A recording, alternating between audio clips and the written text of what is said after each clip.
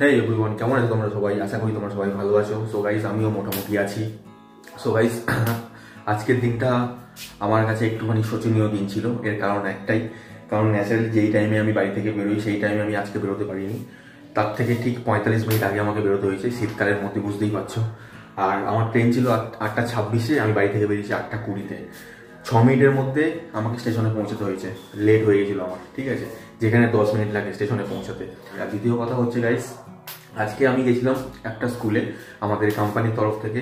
তো যেহেতু আমি একটা ফুটওয়্যার ডিপার্টমেন্টে জব করি, তো সেই জন্য সেই স্কুলটায় যাওয়া হয়েছিল। পাঠ্যভবন নামে একটা স্কুল, বালিগঞ্জের অন্তর্গত এলাকায় স্থাপিত সেই স্কুলটা। সো গাইস, সেখানে বাচ্চাদের মেজারমেন্টের জন্য, শুয়ের মেজারমেন্টের জন্য আমাদেরকে যেতে হয়েছিল। আমার সাথে ছিল আমার কলিগ, আমরা দুজন মিলে গেছিলাম। সো গাইস, আস্তে আস্তে সেখান থেকে কিন্তু অনেক লেট হয়ে গেছে। সকালবেলা আমি কিছু খেয়ে বেরোতে পারিনি, নর্মালি ছাতু খেয়ে বেরোই। দ্বিতীয় কথা হচ্ছে আমি আজকে কিছু খেয়ে বেরোতে পারিনি। সো গাইস, 9টার সময় এসেছি বালিগঞ্জ স্টেশন। আর দ্বিতীয় কথা হচ্ছে ওখান থেকে নেমে 9:05-এ নেমেছি। 9:05-এ নামার পর ওখান থেকে 2টো ইডলি খেয়েছি। 10টার সময় স্কুলে ঢুকেছি। 10টার সময় স্কুলে ঢুকে পাক্কা 5:30 পর্যন্ত স্কুলে আমরা ছিলাম।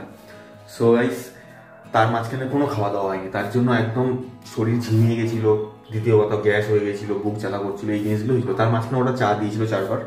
তো চাটা খেয়েছি, আর চাটা বলার মতো না বস, জঘন্য চা। জল গরম করে, লিকারও নেই তাতে, ঠিক আছে, দুধ চা নামে দুধ চা। ওরকম চা খাওয়ার থেকে না খাওয়া অনেক ভালো। সো গাইস চলো, এই জাস্ট কিছুক্ষণ আগে ঘরে ঢুকলাম আমি। আজকে আমার মা রান্না করেছে হচ্ছে ঘুগনি আর রুটি। সো গাইস, তোমরা এখানে দেখতে পাচ্ছ মা হচ্ছে ঠাকুরের মুখ ঢেকে রেখেছে। জানি না কেন, মাকে এই কারণটা আমি জিজ্ঞেস করব। আর গাইস, আমার খুব ইচ্ছা আছে এই ঠাকুরটাকে ভালো জায়গায় স্থাপন করা। আমার খুব ইচ্ছা আছে ঠাকুরটাকে আমাদের ওপরে নিয়ে যাওয়া, মানে দোতলায় নিয়ে যাওয়া। এটা ভবিষ্যতে আমি যখন আর একটুখানি ডেভেলপ করবো নিজেকে, দেন আমি তখন এটা খুব সুন্দরভাবে মেনটেন করার চেষ্টা করব ঠাকুর ঘরটাকে। সো গাইস, আমার এটা খুবই ইচ্ছা এবং আমার মায়েরও খুব ইচ্ছা। আর তোমরা এই বাড়িটা দেখেছো হয়তো এর আগে, কিন্তু তোমাদেরকে একটা কথা বলতে চাই আমি। এই বাড়িটা কিন্তু করতে আমাকে অনেক স্ট্রাগল করতে হয়েছে। প্রায় 13 বছর আমি কিন্তু স্ট্রাগল করেছি। স্ট্রাগল করে এই বাড়িটা আমি নিজের ইনকামের টাকায় তৈরি করেছি। মায়ের সাপোর্ট ছিল অবশ্য ঠিকই, কিন্তু আমাকেও কষ্ট করতে হয়েছে। তো এই জিনিসটা আমি আমার মতো যেসব ছেলেরা আছো যাদের মাথার উপর বাবা নেই, তাদের ক্ষেত্রে আমি বলি, তো নিজেকে কখনো ডিমোটিভেট করবে না। তোমরা নিজেকেই চেষ্টা করবে নিজেকে মোটিভ রাখার। কারণ তোমাকে হয়তো দেখবে তোমার যখন খারাপ সময় থাকবে না, তোমাকে কেউ সাপোর্ট করতে চাইবে না, ঠিক আছে, ঠিক যেমনটা আমার সাথে হয়েছে। আমিও চাই আমার মতো মানুষ যারা আছে, আমার মতো ছেলে যারা আছে, তারাও লাইফে স্ট্রাগল করুক। কারণ তুমি যখন লাইফে স্ট্রাগল করবে না, দেখবে তোমাকে ওপরওয়ালা একদম ভালোভাবে দেবে। হ্যাঁ, তার মানে এই নয় যে আমাকে ভালোভাবে দিয়েছে, বাট আমি যেটুকুনি করতে পেরেছি আমি নিজে করেছি। আজকে আমি যে যা খাই নিজের দমে খাই, ভালো মন্দ যেটুকুনি করি আমি, কেন আজ করি না কেন, আজকে এই বাড়িটা আমি করেছি। একটা সময় এরকমও ছিল আমাদের এই বাড়ির চারপাশে, তোমাদেরকে দেখাচ্ছি জিনিসটা, এই জায়গাগুলো আমাদের কিচ্ছু ছিল না, ঠিক আছে। এই জায়গাগুলো দেখছো, আমাদের শুধু এই ঘরটা ছিল আর এই বারান্দাটা ছিল একটা সময়। কিন্তু আমরা এই জিনিসটাকে চেষ্টা করে করে করে কাজ করে করে করে করে আমি এটা করতে পেরেছি। তার জন্য আমি খুব নিজেকে গর্বিত ফিল করি। সো গাইস, এটাই তোমাদেরকে বলার আছে। আমার মতো যেসব ছেলেরা আছে তারা কখনো ডিমোটিভেট হবে না, ঠিক আছে। যাদের মাথার ওপর বাবা আছে তাদের তো অলওয়েজ ওয়েল, ঠিক আছে, অলওয়েজ গুড। যাদের মাথার ওপর বাবা নেই, যাদের কেউ সাপোর্ট করার নেই, তাদেরকে নিজেদেরকে করতে হবে, কেউ আসবে না করতে, এটাই বলা আছে। আর এখানে হচ্ছে গাইস, মা এখন এখানে রুটি বানাচ্ছে। আর আজকে ওই যে রুটি আর ঘুগনি, তাই তো গরম গরম রুটি আর ঘুগনি খাবো আজকে। কালকে যেমন করেছিল মোগলাইয়ের মতো পরোটা আর কষা আলুর দম, যেটা আমরা ন্যাচারালি দোকানে খেয়ে থাকি। সিরিয়াসলি বলছি, কালকে এতটা সুন্দর করেছিল না, মুখে লেখা থাকার মতো খাবার করেছিল কালকে। আর কালকের সবজি দেখো এখানে আমাদের কাটা রেডি। মা আমার হচ্ছে একটুখানি অগ্রিম কাজ করতে ভালোবাসে, তার জন্য আগামী দিনের যে কাজ থাকে সেটা আগের দিন রাত্রিবেলাই করে নেয়, করে রেখে দিয়ে হয়তো ফ্রিজে যখন আছে ফ্রিজে রেখে দেয়। আদারওয়াইজ শীতকাল যেহেতু ফ্রিজে এখন রাখে না, জাস্ট এখানে ঝোড়া চাপা দিয়ে রাখে।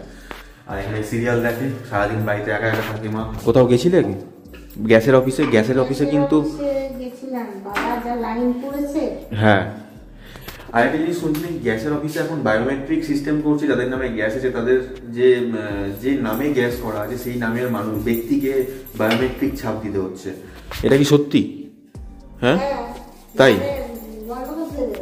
জানি না এটা কতটা সত্যি কতটা মিথ্যে, বাট এটা খবর নিতে হবে, কারণ আমাদের মল্লিকপুরের অন্তর্গত এলাকায় আমারই বন্ধুর গ্যাসের সাপ্লাই আছে, তাকে জিজ্ঞেস করবো, কাউকে ফোন করবো এটা অ্যাকচুয়ালি কি সত্যি হচ্ছে কি হচ্ছে না। আর দেখতে পাচ্ছ আমাদের এখানে পাইপটা গ্যাসের কতটা রিক্সে চালাচ্ছি আমরা, ঠিক আছে। এই জিনিসটা যখন তখন লিক করতে পারে, তো মাকে বলেছি তুমি এটাকে চেঞ্জ করো, 190 টাকা নেবে এই পাইপটা চেঞ্জ করতে, তো এটা করতে হবে। আর তোমাদেরকে বলছিলাম ঠাকুর ঘর কোথায় করবো আমি, এই জায়গাটা দেখতে পাচ্ছ, এইখানটা রড বেরিয়ে রয়েছে, এই জায়গাটা ঠাকুর ঘর করবো আমার।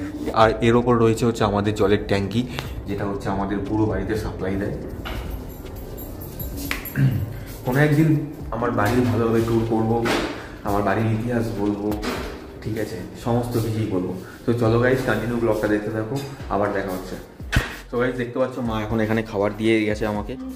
কটার সময় খাবে? আজকে দুপুরবেলা কি খেলে? আমি বলছিলাম এটা একটু আগে, কিছুক্ষণ আগেই বলছিলাম এটা, আর আমি জানতাম মা এটা আমাকে বলবে। আমি এটা দেখছিলাম হঠাৎ করে এই জিনিসটা। হ্যাঁ বলো, এবার তোমার বক্তব্যটা শুনি আমি। আমি ভাবছিলাম হয়তো তুমি কোনো কারণবশত এটা কভার করে রেখেছো বা কিছু, তাই কি, নাকি নর্মাল পর্দা সিস্টেম করেছো? হ্যাঁ, এটা একটা ঠিক কথা যে ঠাকুরের স্থান সবসময় আলাদা, এবং ঈশান দিকের কোণ করে রাখতে হয় ঠাকুরের মূর্তি বলো বা ঠাকুরের সিংহাসন বলো। তো এই জিনিসটাই আমি বলছিলাম যে আমি এই জিনিসটা কিন্তু ভালোভাবে করতে চাই, ওপরে করব কিন্তু আমি ঠাকুরের যে স্থানটা হবে ওপরে ভালোভাবে করব আমি, ঠিক আছে। এটা আমি খুব তাড়াতাড়ি করার চেষ্টা করব। ওপরে যেটা হবে আমাদের ছাদের ওপরে একটা সাইডে, তো আমি ওই জায়গাটা খুব সুন্দর ছোটোর মধ্যে খুব সুন্দর করে করার ইচ্ছা আমার একটা আছে।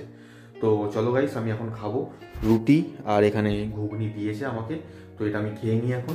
সো গাইস, আমার অলরেডি খাওয়া কমপ্লিট হয়ে গেছে, একটা রুটি ব্যালেন্স রেখে দিয়েছি আমি এখানে, ঘুগনিটা পুরোটা উড়িয়ে দিয়েছি। আর মা এখন ধুয়ে রাখছে চাল কালকের জন্য, সাত সরঞ্জাম অলরেডি কমপ্লিট করছে। আর সারাদিন খুব জল ঘাটতে ভালোবাসে, ঠিক আছে। আমি বলে বলে অপারক হয়ে গেছি। কমপ্লিট করে নিয়েছো তো কাজ? আর কোনো কিছু বাকি আছে চাল দেওয়ার পরে নাকি আর কোনো কিছু বাকি নেই? তো আজকের ভিডিওটা এই পর্যন্ত রাখছি, দেখা হচ্ছে নেক্সট কোনো ভিডিওতে। গুড নাইট, শুভরাত্রি, সবাই ভালো থেকো, আর পারলে একটা শেয়ার করে দিও, একটু সাবস্ক্রাইব করে দিও। টাটা, বাই।